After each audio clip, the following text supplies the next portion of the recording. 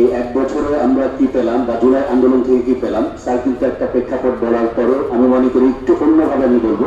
Sir অনেকগুলো বিষয় এখানে নিয়ে এসছেন, আমি বিশেষ করে শিক্ষকদের মধ্যে সীমাবদ্ধ থাকতে চাই। জাতীয় পর্যায়ের বিষয়গুলো স্যার বলেছেন। তো শিক্ষকদের মধ্যে যে বিষয়টা তখন ছিল, প্রথমত ছাত্রদেরকে নিপীড়ন করার ক্ষেত্রে তারা কিন্তু আগের যে সাবেক ভিসি ছিল বাসুদ কামালের বাসায় বসে একটা অস্থায়ী মানে কেন্দ্রের মতো এখান থেকে বিভিন্ন ইনপুট আসতো। সেন্ট্রালে যেহেতু বলা হয়েছিল যে মানে ছাত্রলীগ এবং অন্যান্যরাও যথেষ্ট এই আন্দোলনকে দামানোর জন্য, তখন কিন্তু তারা কোনোভাবেই সাধারণ ছাত্রছাত্রীর দিকে এগিয়ে আসে নাই। তখন কিন্তু 18 জুলাই আমরা দেখেছি আমাদের ছাত্রীদেরকে রক্তাক্ত হতো এবং সাধারণ শিক্ষার্থীদেরকে লাঠিপেটা করা হয়েছিল সেই সময়কার পেটোয়া, এখনকার নিষিদ্ধ ছাত্রলীগ। তাহলে সার্বিকভাবে যদি আমরা প্রেক্ষাপটটা বলতে চাই, একদিনে কিন্তু ফ্যাসিস্ট জন্ম হয়নি। এই ফ্যাসিস্ট জন্ম নেওয়ার পেছনে শিক্ষকরা যেমন দায়ী ছিল, শিল্পীরা যেমন দায়ী ছিল, সাংবাদিকরা যেমন দায়ী ছিল, সমাজের বিভিন্ন কর্নার থেকে শেখ হাসিনার মদত পুষ্ট এবং তাকে তোয়াজ করার জন্য একটা গোষ্ঠী দাঁড়িয়ে গিয়েছিল। সেই গোষ্ঠীরই কন্টিনিউয়াস সাপোর্টের কারণে কিন্তু শেখ হাসিনার মতো একটা ফ্যাসিস্ট এসেছে। যেই ফ্যাসিস্ট শিক্ষকদের ন্যায্য দাবি ছিল পেনশনের দাবি, সেই সময় বলা হয় শিক্ষকরা আন্দোলন করতে করতে টায়ার্ড হয়ে গেলে বিষয়টা বিবেচনা করবো।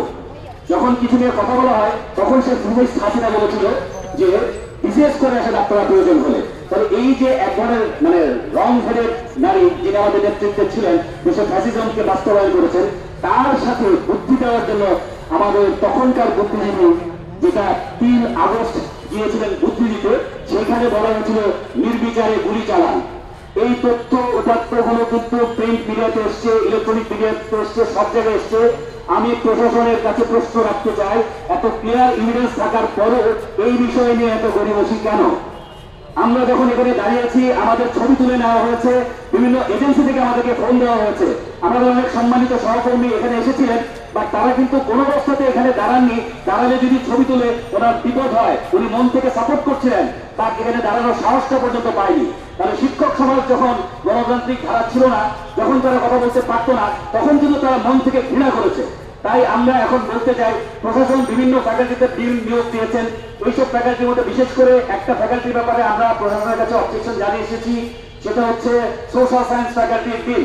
আমি স্পেসিফিক্যালি বলতে চাই, কারণ যেখানে গত পিরিয়ডে সেই সময়ে ফ্যাসিস্ট গভর্নমেন্টের সাথে যারা খুব ক্লোজলি অ্যাসোসিয়েটেড ছিল, তাদেরকে বিভিন্নভাবে উনি পুনর্বাসনের চেষ্টা করছে, যেটা আমরা সাধারণের পক্ষ থেকে জোরালোভাবে মাননীয় ভাইস চ্যান্সেলর মহোদয়ের কাছে নালিশ জানিয়ে এসেছি। কারণ যারা এই কয়েকদিন এই কাজটা করছে, স্মৃতি যদি এত বিভ্রাট হয়, 1 বছর আসলে আমাদের হয়নি, আমরা নিজেরা যদি ভুলে যাই কাদের রক্তের উপর দিয়ে আমরা এই পথগুলো পেয়েছি, যে পথগুলো আমরা জীবনে হয়তো কোনোদিনই পেতাম না, যাদের অবদানের জন্য কারণ পেয়েছি, সেই স্পিরিটটাকে যদি আমি ধারণ করতে না পারি, সিলেকশন বোর্ডে দেখা গেছে বিভিন্ন জায়গা থেকে আমরা বিভিন্ন ধরনের মানে নিষিদ্ধ সংগঠনের নেতৃত্ব নিয়োগ দেওয়ার ব্যাপারগুলো চলে এসছে, তাহলে আমরা কেন এত সুন্দরভাবে স্থিতি ভ্রষ্ট হবে কেন হবে?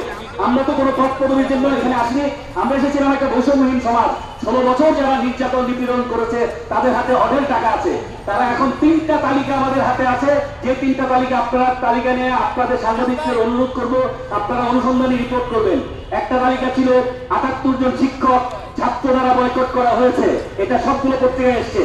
সেকেন্ড আরেকটা বিষয় ছিল 100 জন শিক্ষক হিজাব বিরোধী, তার একটা তালিকা আছে। আরেকটা তালিকা ছিল রিসেন্টলি মব জাস্টিসের নামে, সাধু শিক্ষকের নামে, সাধারণ শিক্ষকের নামে 71 জন মেধাবী সন্তান, তাদের বিভিন্ন ধরনের মতামত।